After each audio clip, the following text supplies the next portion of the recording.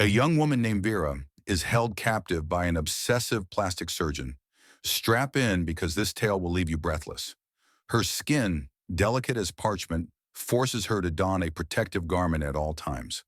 While she practices yoga in isolation, Dr. Robert Ledgard delivers a lecture at a scientific symposium on the crucial role of full facial restoration for burn victims.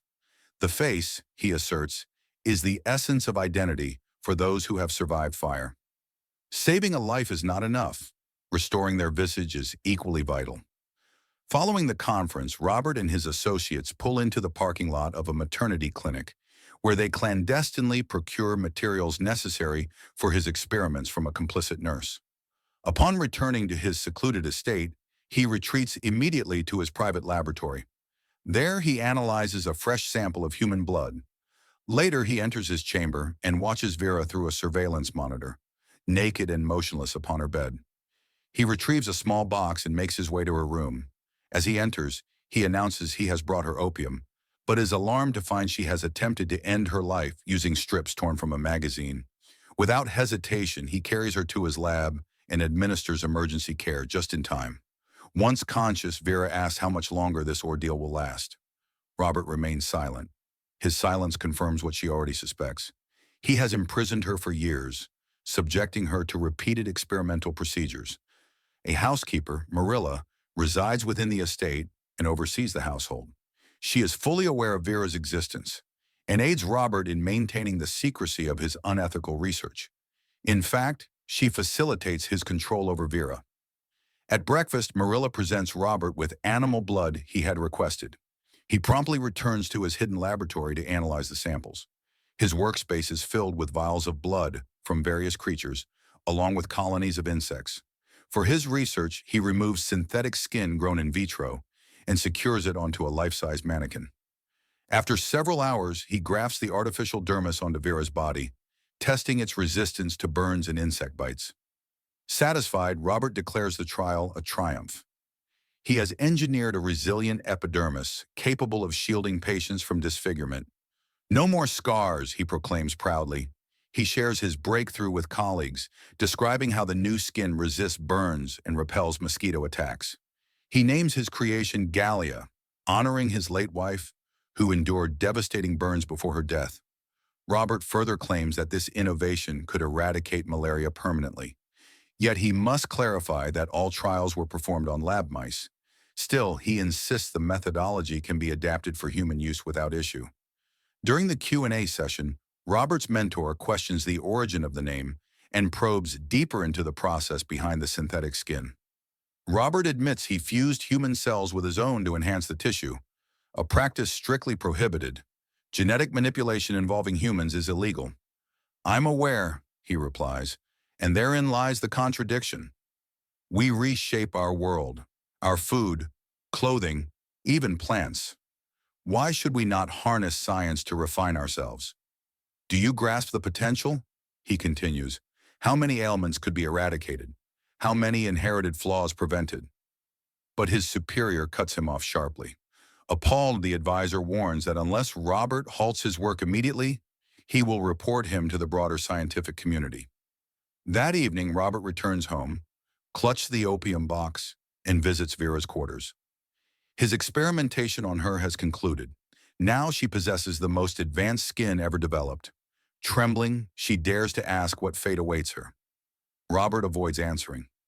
Vera then suggests marriage, an ordinary life together. The idea unsettles him, and he flees the room.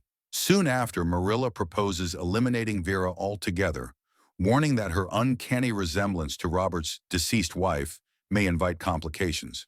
But Robert hesitates. He seems deeply affected by Vera's earlier plea and instead instructs Marilla to dismiss the other servants, ensuring no one else will discover the truth about Vera's captivity. The following morning, as the staff departs the estate, a figure dressed in a tiger costume from a traveling carnival approaches the gate. He tells Marilla he is her estranged son, Seika, the very same Seika she hasn't seen in a decade due to a fractured relationship. Shocked and conflicted, she allows him entry. Later during lunch, Marilla watches a news segment reporting a recent robbery. One of the criminals caught on camera is her dim-witted son, Seika. Marilla can scarcely believe what she sees, yet Seika makes no effort to deny it, only berating his accomplice as a fool for failing to disable the security cameras. His demand is simple. He wants Robert to alter his face slightly, to erase his identity and start anew. Marilla coldly suggests that once Seika is anesthetized on the operating table, she will administer a fatal dose. But then something changes. As Robert watches the monitors, his gaze lands on Vera, and he is struck by her haunting beauty. Stranger still, Seika appears to recognize her. When he realizes the image isn't a playback but a live feed, he insists his mother tell him which room holds the girl. Marilla tries to dissuade him. "Ma, you wouldn't shoot your own son," she pleads. But Seika silences her with brute force, binding her to a chair before setting off in search of Vera. After a tense and fumbling search, he finally locates her chamber. Vera, sensing danger, breaks through the locked door. While Seika momentarily collapses from exhaustion, she attempts to flee. The bald man intercepts her, imagining himself a villain straight out of the Brothers, and threatens violence. During their chaotic confrontation, he expresses shock at finding her alive. He mistakes her for Robert's late wife. "Gal, how did you escape? I left you burning like a torch." In that moment, Vera sees an opportunity. She understands that Seika may be her only way out. With grim resolve, she decides to play along, pretending to submit so he might take her with him. Robert returns home to find Marilla bound and helpless. He rushes to the surveillance system and spots Seika prowling the halls, hunting for Vera. He finds the girl unconscious and carries her into his arms like a ghost from the past.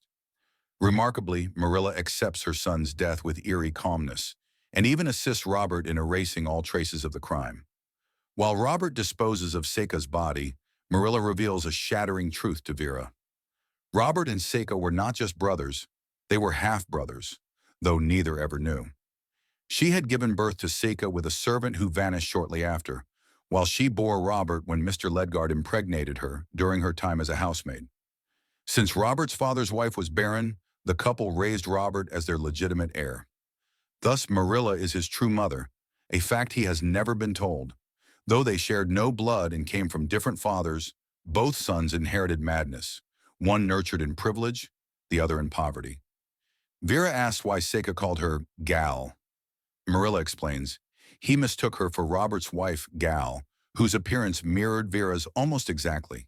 She continues, painting a portrait of two parallel lives shaped by fate. Robert was raised in luxury, showered with education and care, always under Marilla's watchful eye. Meanwhile, Seika grew up in the slums, abandoned and hardened by a life of crime. Together with Gal, Robert built a life and raised a daughter named Norma. But everything changed 12 years ago when Seika committed a crime and fled to his mother for shelter. Marilla hid him in the guest house, hoping to keep him safe. Unexpectedly, Vera fell for the reckless, wild-hearted outlaw. They planned to run away together, but tragedy struck. Their escape ended in a violent car crash.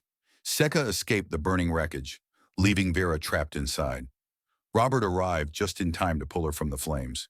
Her body was ravaged, her face unrecognizable. Despite her betrayal, Robert refused to let her die.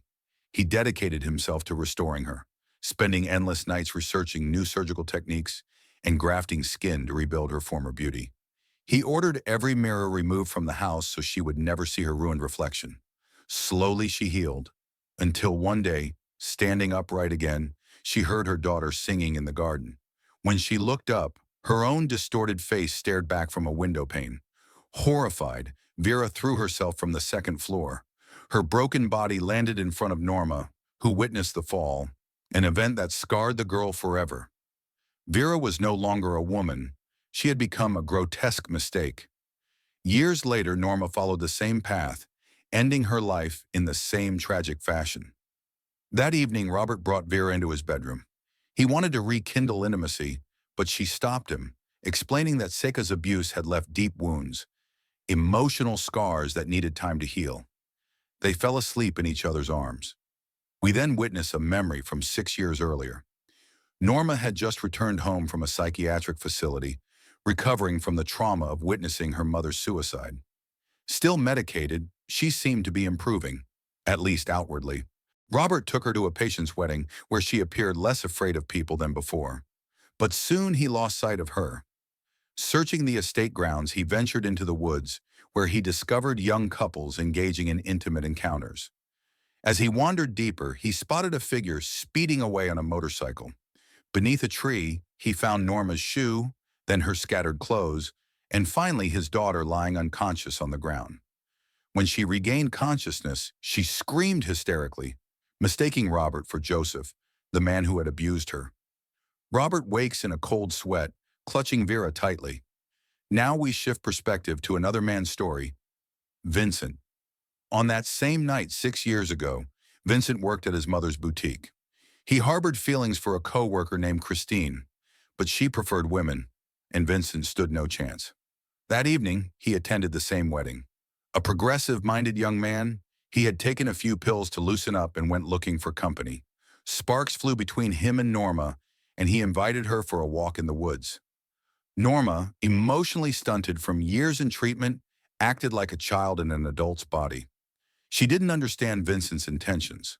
High on drugs, he misread her actions, especially when she removed her shoes and sweater, feeling claustrophobic in her formal attire. Thinking this was encouragement, he moved closer. Confused and overwhelmed, Norma reacted in panic, biting and screaming. Unable to calm her, Vincent slapped her across the face.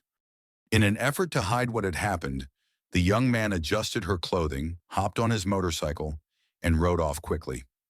A week later, Vincent goes for a ride, unaware that Robert is following him in a van. Robert eventually crashes into him on a quiet forest road. He then uses a sedative to knock him out before taking him away. The motorcycle is left by the edge of a cliff, and Vincent is taken to a hidden room in Robert's house. The police inform Vincent's mother that they found his bike at the cliffside and believe he may have lost control and fallen into the sea. His body was never recovered, but his mother refuses to accept the idea that he's gone. Her instincts tell her otherwise. The next day, Robert visits the hospital to see his daughter, but she avoids him completely, locking herself in a closet. Doctors say she has developed a fear of men and only feels comfortable interacting with female nurses. Meanwhile, Vincent is kept in a secret basement under the house, where he is barely given food or water. After days of mistreatment, Robert hoses him down like someone would clean off after heavy work, then moves him to a slightly better space. A few days later, Norm passes away. Overcome with grief, he jumps from a window. Blaming Vincent, Robert decides to take matters further. He prepares to put him through a major medical procedure. Robert falsifies documents and invites his colleagues to perform surgery on Vincent, specifically a gender-affirming operation. All the paperwork is ready. Without hesitation, the doctors proceed. The surgery is completed successfully, and when Vincent wakes up, he's stunned to discover his new identity. Later, as Vincent tries to come to terms with his new body in front of a mirror, Robert enters and gives him some tools to help with recovery. A doctor checks in on him regularly to ensure he heals properly. During one of these visits, Robert explains why he did all this, but Vincent says he took a lot of medication and remembers very little. What could he really do about it? Over the years and after multiple cosmetic procedures, Robert reshapes Vincent into someone who looks exactly like his late wife. He tells him his new name is now Vera. Confined and isolated, Vera constantly tries to escape. One time she nearly makes it out, but the doctor locks the door just in time and stops her. This was the first time Vera tried to end her life. Luckily, she survives. To prevent future attempts, the doctor sets up a secure room where escape is impossible. To cope, Vera begins practicing yoga to stay calm. The story now takes place in modern times. As time passes, Vera and Robert grow closer, and Robert starts to imagine a real family life with her. Marilia, however, isn't happy about Vera being allowed more freedom around the house. She remains suspicious. Still, Robert even lets Vera go shopping with Marilia, warning her not to run away. But Robert believes Vera truly cares for him. All this time, Vincent's mother continues searching for her son. She still puts his photo in local newspapers, hoping someone will recognize him. One day, one of Robert's former colleagues sees the picture and realizes it's the same person he once helped operate on. He confronts Robert, demanding answers. Robert threatens him to keep quiet. At that moment, Vera walks in. She saves Robert by claiming she chose the surgery willingly because she loves him, sealing the lie with a kiss. Confused, the colleague leaves. Robert thanks Vera for protecting him. That evening, the two prepare to spend intimate time together. Vera says she's not fully healed yet, but she brought something special from town. She goes downstairs, finds Robert's gun, and takes it. She discovers a newspaper with her old photo as Vincent and breaks down, kissing the image. Then she heads upstairs. There, she points the gun at Robert and tells him the truth. She never loved him. She lied to survive. Robert is devastated. Vera pulls the trigger. Marilia arrives moments later and tries to intervene, but she meets the same fate. The next day, Vera visits Christine's boutique. Christine is confused by her visitor's emotional behavior. With tears in her eyes, Vera tells Christine that she is actually Vincent. She shares her entire story and shows her a dress Vincent had once wanted to give her. "Do you remember this?" she asks. "You told me to wear it if I liked it so much. And now, I finally can." Christine steps inside and the film ends. This recap definitely stirred up a lot of emotions. Don't forget to check out the full movie. It's intense, dramatic, and unforgettable. Let us know in the comments if you're still trying to wrap your head around everything.